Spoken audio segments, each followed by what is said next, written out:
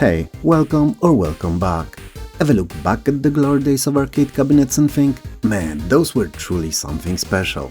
Well, get ready to relive these days, because today we're diving into a treasure trove of those games that didn't just compete with the arcades, they truly gave them the run for their money. Stick around, because I've got a fantastic lineup and you won't want to miss these classics.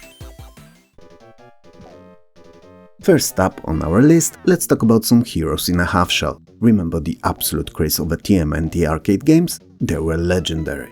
But did you know that there was a DOS game, Teenage Mutant Ninja Turtles Manhattan Missions, that brought a pretty awesome slice of that action to your PC?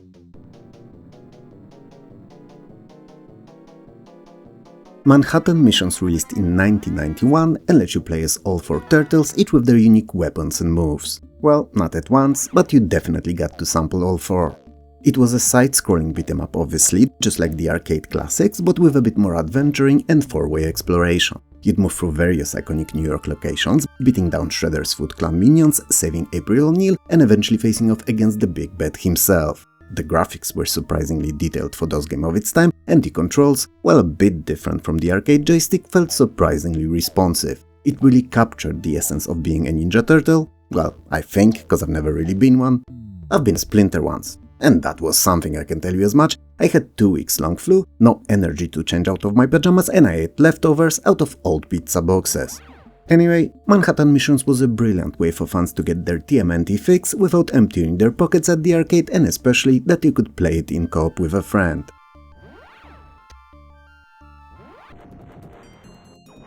From Ninja Turtles to daring futuristic spacecraft pilots, next we're blasting off with Major Stryker.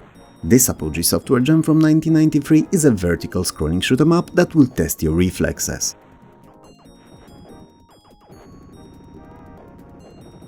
You play as the titular Major Stryker, the last hope for humanity, against the ruthless Cretan alien empire. They've invaded Earth, but of course they did, I mean, why else would you be after them? And it's up to you to fly through hordes of their ships and numerous bases and leave nothing but death and destruction behind. Also a lot of space debris, there's always plenty of space debris. What made Major Stryker so awesome was its fast-paced action, cool weapon upgrades, and surprisingly colorful EGA graphics. It had that classic arcade feel, with endless waves of enemies and epic boss battles. The difficulty curve was just right too, most of the time at least, offering a challenge without being unfairly punishing. It's a prime example of a DOS shmup that could easily hold on its own against any arcade cabinet of the era.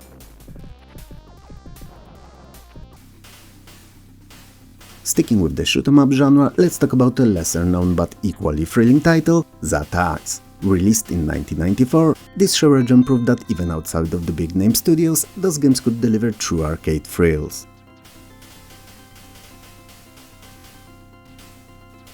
Xatax is a horizontally scrolling shooter with its own unique flavor. You pilot an ancient starfighter, dusted off from a museum no less, against the alien menace known as the Xatax. Your mission is simple: survive, blast everything in sight, and save humanity, preferably in that exact order. What made Xatax stand out was its smooth scrolling, intense action, and colorful roster of alien ships, turrets, and massive bosses. The weapon power-up system was deeply satisfying too, letting you crank up fire up to glorious screen-filling levels. It was a no-frills pure arcade experience that focused on tight gameplay and frantic shooting. The shower version gave you the first of 3 worlds, but even that slice was polished enough to rival some of the dedicated arcade shoot-em-ups of the era.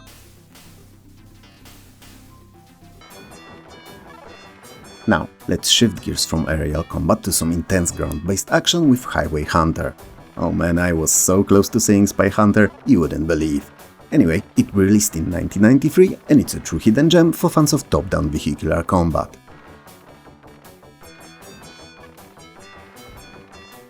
In Highway Hunter, you control an advanced armored vehicle called the Road Vulture. A pretty odd name if you think about it. I mean, do you devour other cars, maybe even already totaled cars since it's a vulture and all? I don't know. I think that something with a Hawk or Falcon would sound way better. Anyway, your mission is to infiltrate enemy territory, destroy their super weapons and save the world from total annihilation. You know, pretty generic stuff. What's not generic about it though, is that it's a top-down vertically scrolling shooter with a vehicular twist. You're not flying a spaceship, you're driving a heavily armed car, weaving through traffic, dodging obstacles and blowing up everything in your path. Highway Hunter featured excellent parallax scrolling, creating a great sense of depth and served a fantastic variety of weapons too. It offered a distinctive experience and high-octane action that was exhilarating and addictive.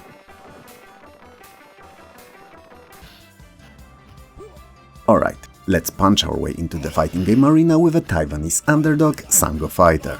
Before Street Fighter 2 dominated every arcade, those gamers had the fantastic contenders, and this one, released in 1993, was a real powerhouse.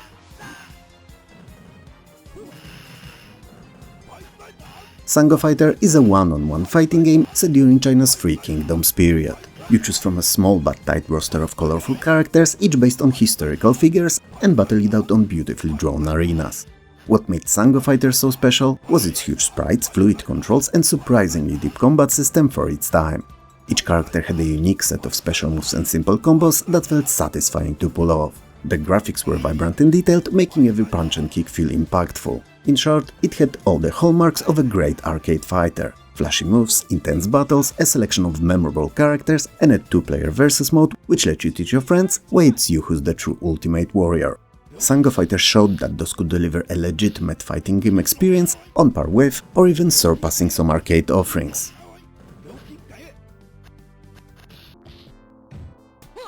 And speaking of Sango Fighter, you know I couldn't not mention its sequel, Sango Fighter 2. This 1995 follow-up took everything that was great about the original and cranked it up to 11. Okay, I'm exaggerating a little, the cranking took it to 7 or 8 maybe, but it was still a notable step up.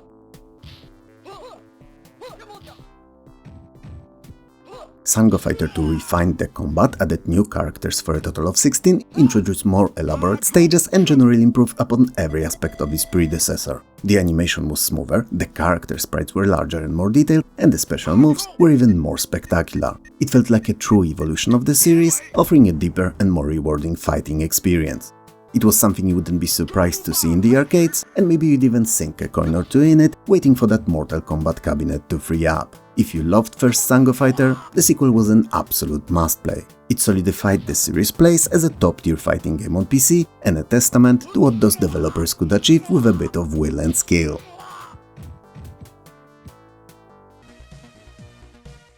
Now if you thought that Sango Fighter was impressive, prepare yourself for the absolute pinnacle of those fighting games, One Must Fall 2097.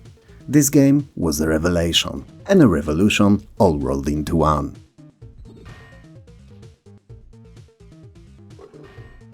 Instead of human fighters, you control giant human-assisted robots, HARs, each with unique designs, special moves and fighting styles. Pairing them with different pilots, each with their own speed, stamina and power, created a depth few other fighters could match.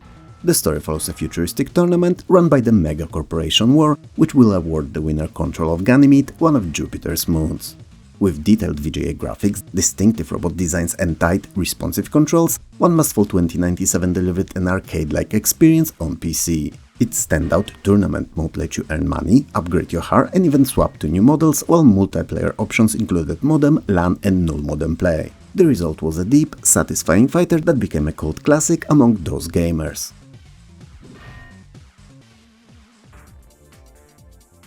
From 2D brawlers to the dawn of 3D, let's talk about FX Fighter. It was a bold attempt to bring the burgeoning world of 3D fighting to PC. Now, so that we're clear, I'll try to be as objective as I can, but personally, I never liked FX Fighter. Keep that in mind.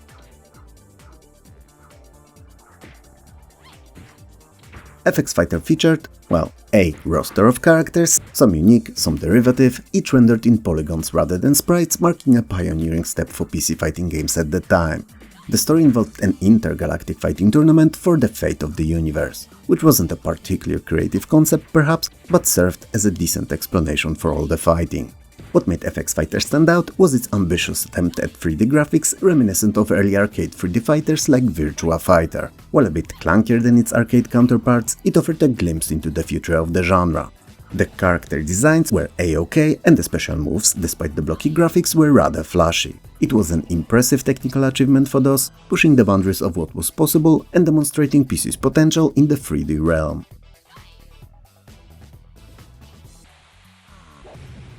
Before we leave the fighting game ring for today, let's take a quick detour with Ultimate Body Blows. Originally an Amiga series, this fighting title made its way to DOS in 1994, brought to us by Team 17, whom you may know as the Worms guys.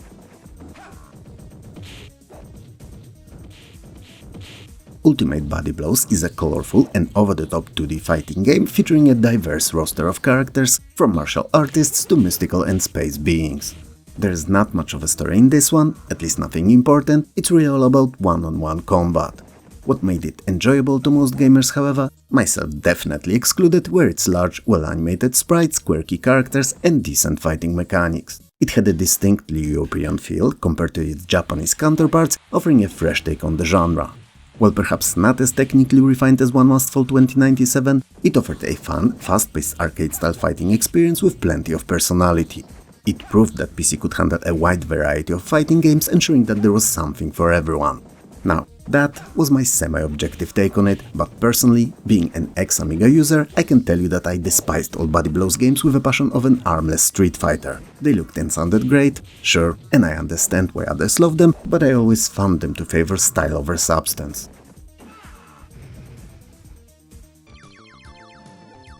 I think it's time for some intense pew-pew-pewing. Let's talk about Overkill, a relentless vertical scrolling shoot 'em up from 1992 that really put your skills to the test.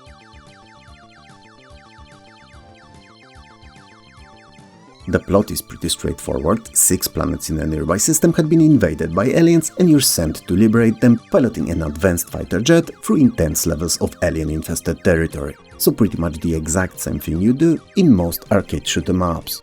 What made Overkill stand out was its incredibly fast action, massive amount of on-screen enemies and a fantastic weapon upgrade system. You could collect power-ups to enhance your main weapon, add side cannons and even temporary shields. It was visually impressive for the time too, with detailed sprites and backgrounds that kept the action flowing. It delivered that pure, unadulterated arcade shoot 'em up experience, challenging players with escalating difficulty and demanding precision flying and shooting. Oh, and Overkill is one of those special games that you'd swear that it was a VGA release, while in fact it was just a late and polished EGA outing, truly showing what the aging tech was capable of in hands of talented artists.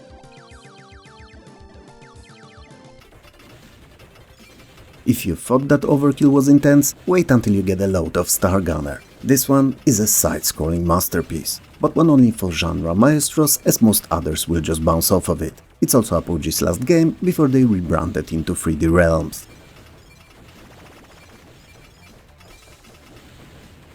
In Stargunner, you're a mercenary hired to fight against a ruthless and relentless alien assault.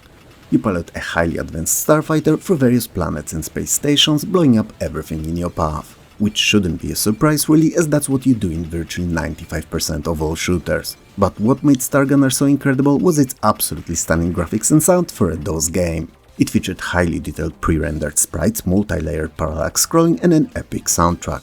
The gameplay was tight too, offering a wide variety of weapons, smart bombs and intense boss battles. It truly felt like an arcade game brought home, serving an incredibly polished and immersive shooting experience that was visually and audibly superior to many arcade titles of the time.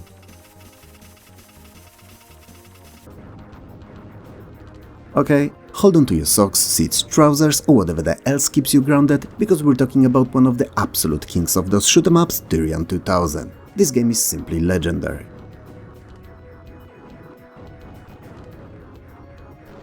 Tyrian 2000 is a vertically scrolling shoot 'em up with a ridiculously deep story, amazing humor and an unparalleled amount of customization. You play as Trent Hawkins, a space fighter pilot caught in a corporate war involving terraforming, sentient apples and a whole lot of shooting. And yes, I said sentient apples.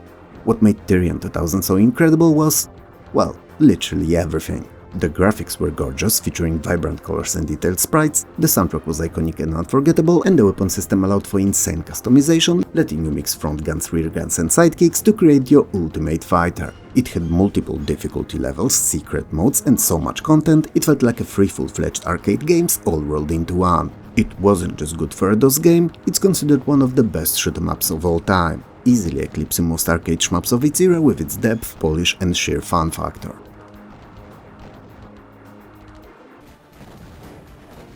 And speaking of legendary shoot 'em ups, we absolutely have to talk about Raptor Call of the Shadows, one of the most beloved DOS shooters of its era. In fact, along with Tyrian, they're the two best DOS shoot-em-ups ever made.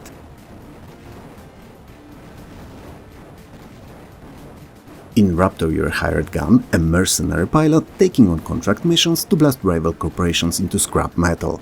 Across 3 episodes of scrolling mayhem, you'll face waves of enemy fighters, tanks, gunships and the occasional screen-filling boss, all while ranking in credits to spend between missions. From humble lasers to the glorious auto-track minigun, the upgrade system was pure joy. The VGA graphics were crisp and colorful, the explosions appropriately meaty, and the soundtrack kept your adrenaline spiking. Add in the ability to save between levels, a very rare feature in the genre, and you had a game that delivered arcade thrills with just enough strategy to keep you hooked for just one more mission. And then another, and another, and another. You get it, it was great, as good if not better than Tyrian.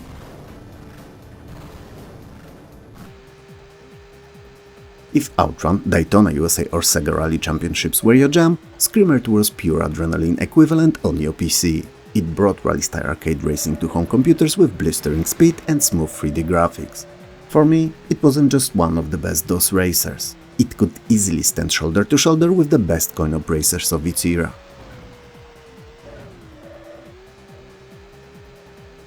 Screamer 2 swapped the high-performance road cars of its predecessor for powerful rally machines, sending players across dirt tracks, mud trails, snow-covered passes and mixed-surface circuits. It was never about the simulation, this was an arcade racer through and through, built for speed, big jumps and aggressive driving.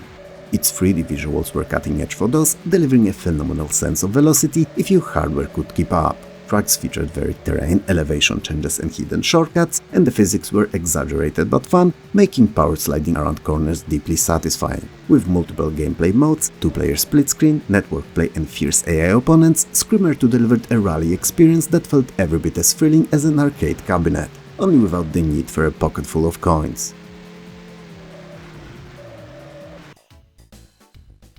And now for something a little different in our arcade tour, Pinball Fantasies. Developed by Digital Illusions, which you may know now as DICE, DOS version rolled onto PCs in 1994 after dazzling Amiga players 2 years earlier. It was a proof that you didn't need flashing lights and coin slots to get hooked on pinball, your keyboard could be just as dangerous to your free time.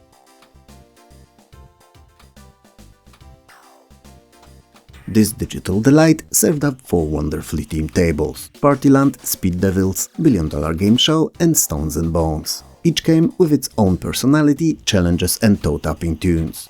For the time the ball physics felt uncannily real, the VGA graphics popped with color and the flippers were snappy enough to make you forget you weren't leaning over a real machine. Hours could vanish as you chased high scores. And unlike the arcade, you didn't have to fish for spare change. It wasn't just a great pinball game, it was a love letter to the arcade experience delivered straight to your flickering screen.